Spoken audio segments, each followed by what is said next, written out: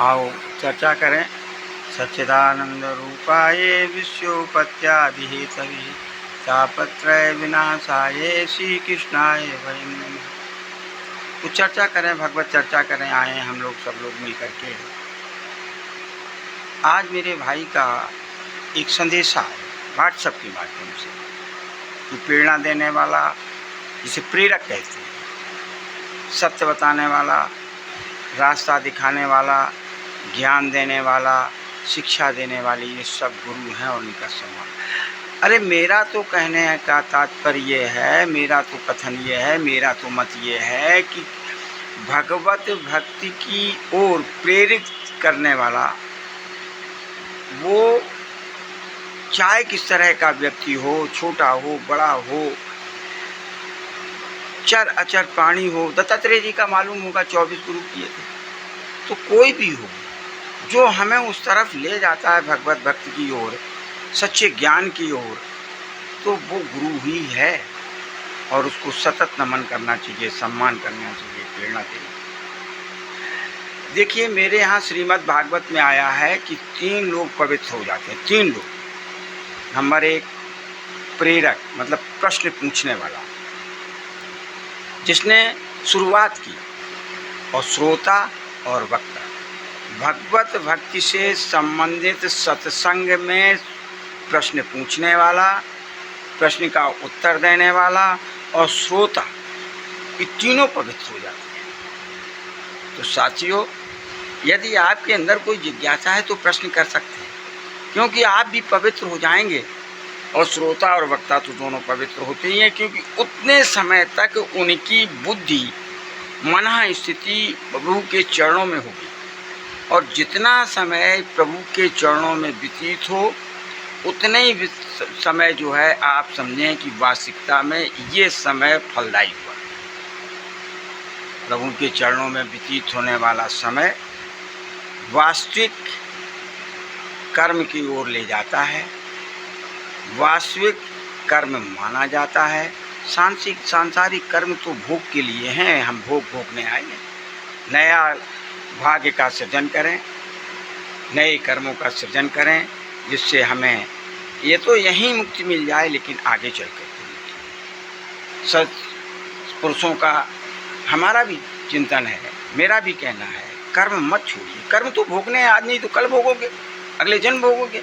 तो कर्म तो करते हुए, इस संसार में रहते हुए, इष्ट मित्रों के साथ रहते हुए, परिवार के साथ रहते हुए, हर समय भगवान में बुद्धि लगी होनी चाहिए। भगवान का ध्यान करना चाहिए, उनकी पूजा पाठ करनी चाहिए।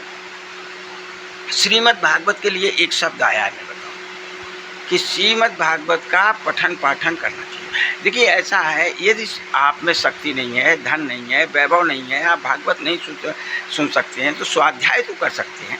रामायण नहीं सुन सकते हैं तो स्वाध्याय तो कर सकते हैं। शिव पुराण नहीं सुन सकते हैं तो स्वाध्याय तो कर सकते हैं। स्वाध्याय कीजिए। वो भी भगवान का जितने देर अध्ययन करेंगे, स्वाध्याय करेंगे, उतने देर तो भगवान के प्रति तुम्हारी बुद्धि, या भगवान के चरणों में तुम्हारी बुद्धि रहेगी और उसका फल आपको अवश्य मिलेगा। जीवन के प्रतिपल प्रतिक्षण भगवान का स्मरण करना चाहिए, और नहीं है तो जितना आधी घड़ी, 1 घड़ी, आधी घड़ी, कुछ भी हो, श्रीमद् भागवत का महात्म्य का महत्व है। कथन है कि जितनी घड़ी उतने ही आप भगवान के चरणों में अपना ध्यान दें।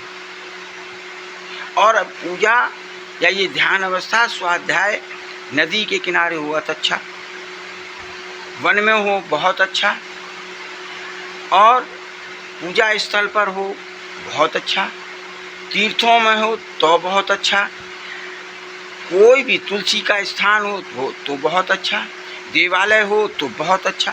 कहने का मतलब ये है, तात्पर्य है कि पवित्र स्थानों पर यदि स्वाध्याय, भगवान का भजन, भगवान के मंत्र का जाप यदि किया जाए तो कई गुना लाभदायी होता है।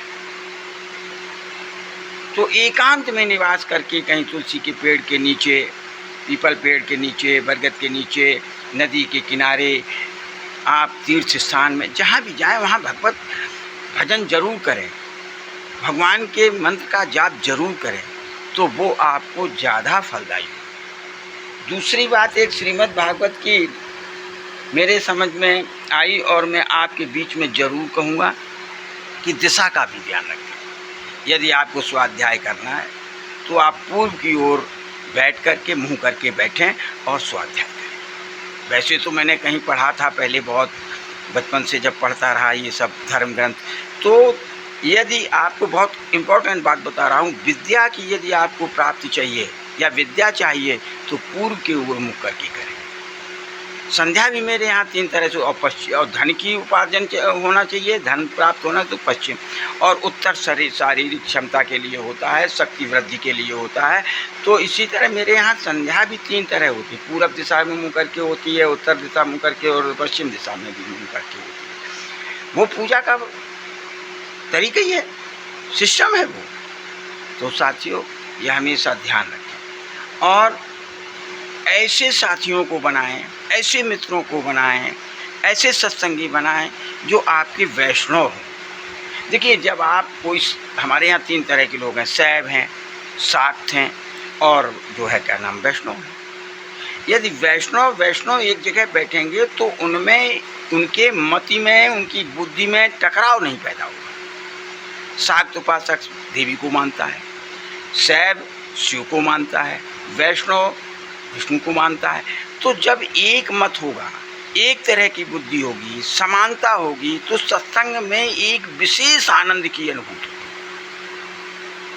तो वैष्णव श्रीमद् भागवत का अध्ययन है, करना है, उनकी चर्चा करनी है, भगवान की चर्चा करनी है, भगवान श्री कृष्ण की चर्चा करनी है, उनमें तन्मय हो जाइए, पहुंच जाइए वृंदावन, मन से पहुंच जाइए। कीर्तन कर रहे हैं, करते रहिए और उनका ध्यान भी करिए।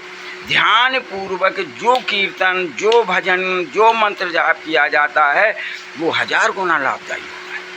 अब केवल हम मंत्र जप रहे हैं और मंत्र जप कर, उसका हमें लाभ तो मिलेगा, और हम घर की गृहस्थी में की बातें सोच रहे हैं तो उसका लाभ मिलेगा, लेकिन बहुत अति लघु। और यदि हम ध्यानस्थ होकर के प्रभु को अपने अंतःकरण में स्थित करके उनका ध्यान करते हुए, उनके चरणों में सिर झुकाते हुए यदि हम मंत्र जाप कर रहे हैं, उनके जो है कीर्तन कर रहे हैं, भजन कर रहे हैं, तो वो अति लाभदायी होगा।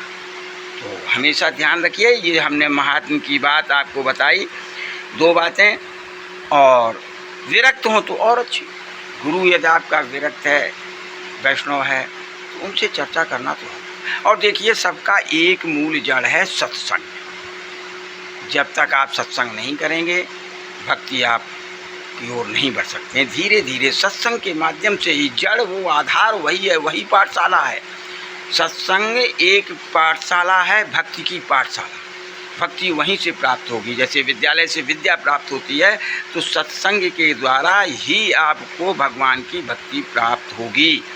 महात्म में हम आगे और जिक्र करेंगे कि क्या क्या नियम है आपके स्वाध्याय और पठन पाठन और भागवत श्रवण के। ये हम आपको धीरे धीरे बताते चलेंगे। मैं इतर कुछ भी नहीं बताता हूँ, ये समझ लीजिए। भले ही हम श्लोक का पाठ न करें या श्लोक को न पढ़ें, लेकिन जो भागवत में लिखा है, जो पुराणों में लिखा है, जो हमें अपने धर्म ग्रंथों से प्राप्त होता है, मैं वही कहता हूँ, वही बताता हूँ। तो हमेशा जाप करिए, हमेशा उठते बैठते कहते हैं, जैसे सन्यासी उठे बैठे नारायण नारायण का जाप करते रहते हैं, तो आप भी उठते बैठते, सोते जागते, मिलते जुलते आप भी कहिए हरि शरणम हरि शरणम हरि शरणम।